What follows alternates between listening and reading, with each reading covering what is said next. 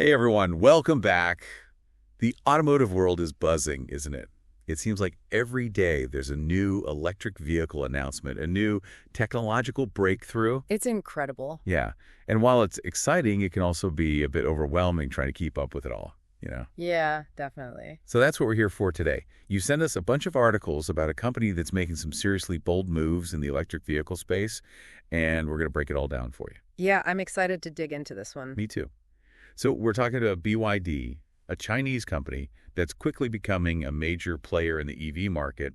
And not just in China, we're talking global domination. Right, and that's what's so interesting here. Exactly. We're going to look at their aggressive global factory expansion plan, which aims to tackle tariffs head-on and position them to meet what seems like insatiable demand for electric vehicles. It's a smart strategy, considering the long game. Yeah, for sure. So buckle up. We're about to dive into some eye-popping production numbers, strategic factory placements, and maybe even a little bit of, shall we say, political maneuvering. Sounds intriguing. Right. Luckily, that's what's great about doing these with you. Extra speakers here to help us connect the dots and understand what this all means. Happy to help. BYD's approach is fascinating from a business and global economics perspective. I agree. So let's jump right in. One of the articles you sent us was this really in-depth report from Barclays. And it really highlights the sheer scale of what BYD is doing. I mean, we're talking 8 countries, at least, outside of China that are already home to BYD factories. Yeah, they're not messing around. Right. Thailand, Uzbekistan, Brazil, Indonesia, Turkey, Hungary. Wow. Even some potential negotiations happening in Mexico, we're hearing. That's huge. Isn't it? Think about it. That's billions of dollars being poured into these facilities with the potential to create tens of thousands of jobs globally. It's more than just building cars at this point. Exactly. It's about building a global manufacturing empire. Really. They're strategically positioning themselves in key markets across the globe. And it gives them that local production, right, that helps them tailor their vehicles to local demand, but also, like you were saying, to navigate the often very tricky world of international trade and regulations. Absolutely. It's a brilliant move, really. And the production capacity is really mind-blowing when you think about it. I mean, we're talking these overseas factories. They're projected to produce over 800,000 vehicles every year. Like, let that number sink in for a second. 800,000 electric vehicles outside of China annually. That's a game changer. It is. It's a huge shift in the global automotive landscape. And it's going to put a lot of pressure on those traditional automakers who are still trying to catch up in the EV game. Yeah, absolutely. Now, we can't talk about this without addressing the elephant in the room, tariffs. Right, of course. Especially what's going on with the EU and Canada. They've imposed some pretty hefty import levies on Chinese-made EVs. Yeah, those tariffs are definitely a hurdle for BYD, but it's interesting to see how they're navigating it. Right. And for our listeners who might not be familiar with the term import levies, they're essentially taxes designed to protect domestic industries. Yeah, it's a way to try to level the playing field. Right, but here's what I find really interesting about BYD's approach. The Barclays report actually suggests that their current pricing strategy might actually allow them to, at least for now, kind of weather these tariffs. That's right. They've been able to price their EVs at a premium in those markets outside of China. Which means they can absorb the cost of the tariffs without completely, destroying their profit margins. It's a bold move. It is bold. But the big question is, can they keep doing this? Yeah. What happens when these tariffs increase? What happens as competition heats up? Exactly. Sustainability is the key question here. Is this pricing strategy a viable long-term solution, or is it just a temporary fix? Right. And I think this highlights a much larger issue that's playing out on the global stage right now. The tug of war between protectionist policies like these tariffs and the realities of, an interconnected, globalized market. It's a tough balancing act for governments. It is. On one hand, you want to protect those domestic industries and jobs, but can they realistically compete with a company like BYD with their scale, their pricing power, especially in the long run? It's a question a lot of policymakers are grappling with right now, and there are no easy answers, that's for sure. It's pretty incredible when you think about it. BYD isn't just trying to, weather the storm of these tariffs. They're aiming to come out on top globally. Totally. And, one of the most fascinating predictions from that Barclays report is that BYD might eventually sell more EVs outside of China than within their own domestic market. That's wild. Talk about a power shift. It's huge. Yeah, I mean, could you imagine? What does that mean for, the the Toyotas, the Volkswagens, the GMs of the world, if a Chinese company becomes the top EV seller globally? Right. It would completely redefine the automotive industry as we know it. We'd see a huge impact on manufacturing, jobs, even global politics, really. It's a whole new world out there in the auto industry, that's for sure. Right. And it's not just about mass market domination for BYD either. Yeah. You know that other article you sent? The one from Nikkei Asia? Yeah, the one about Denza. Yes. That one blew my mind a little bit. They're going after the luxury EV market, full speed ahead in Southeast Asia.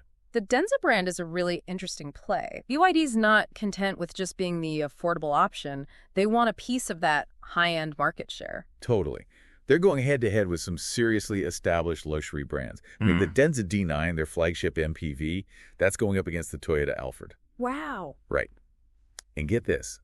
Even with those import levies we talked about, they're still managing to keep the Denza's price competitive. They have to, though, right? Because competing in the luxury market, it's not just about price. You've got to have that brand recognition, the prestige. Oh, for sure. It's a totally different ballgame. BYD knows that, though.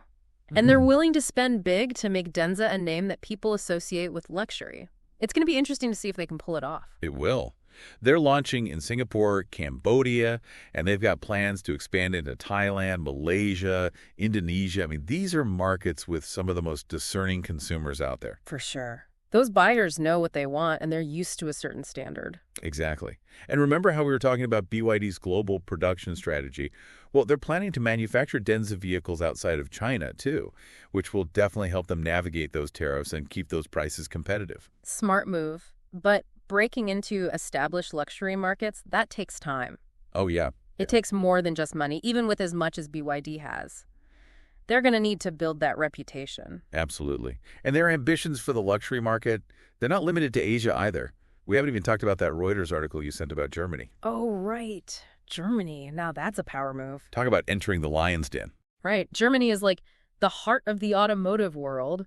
Those consumers are known for being incredibly loyal to their homegrown brands and for demanding the best. If BYD can make it there, they can make it anywhere, right? Pretty much. And they seem pretty confident. That Reuters article quoted one of their executives saying they expect to gain a foothold in Germany in less than 6 months. Less than 6 months. That's incredibly ambitious. It is. But it also shows how seriously they're taking this. They see a real opportunity in the European EV market, and they're moving quickly to capitalize on it. I mean, they're not exactly thrilled about those EU tariffs, obviously. Right. Who would be? But even so, they're moving forward with plans to start production in Hungary by the end of 2025. That makes sense strategically. Having a production hub within the EU will help them sidestep those tariffs on cars sold within the bloc.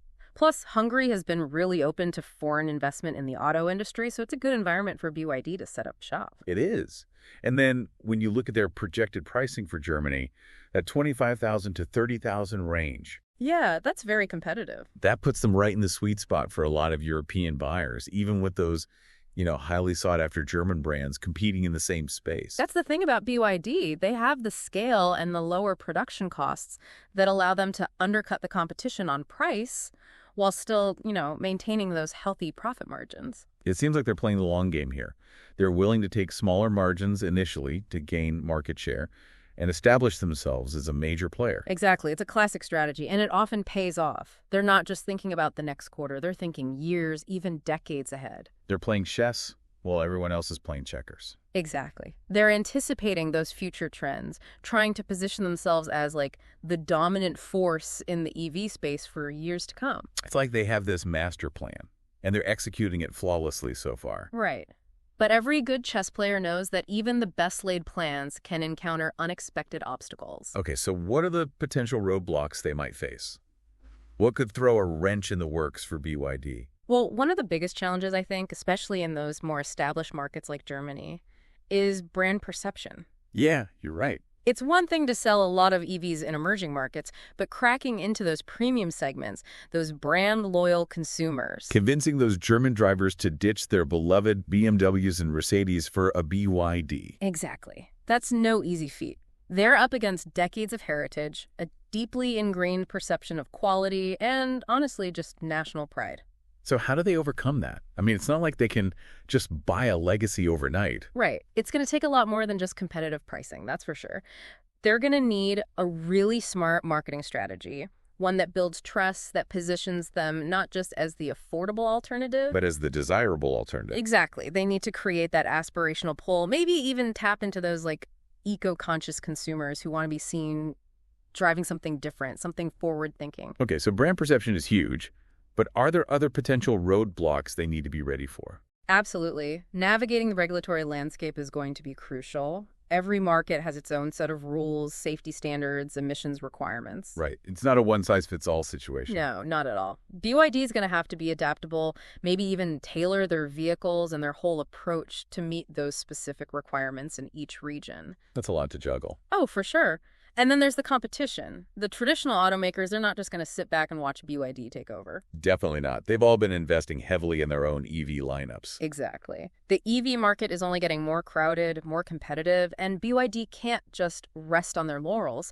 They're going to have to constantly innovate, differentiate themselves. Keep pushing the boundaries. Exactly. Otherwise, they risk becoming just another face in the crowd.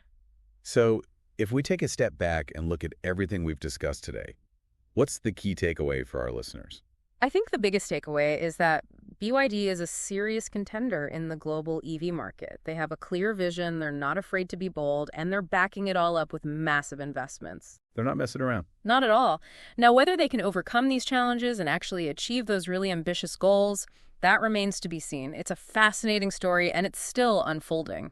It is. It's like watching a really high-stakes chess match play out on a global scale. Right. And I, for one, can't wait to see what move they make next. Me neither. And for our listeners, we want to hear from you. Do you think BYD has what it takes to become the world's leading EV brand? Head over to our social media pages and share your thoughts. And that's it for today's deep dive. Thanks for joining us, everyone, and we'll catch you next time.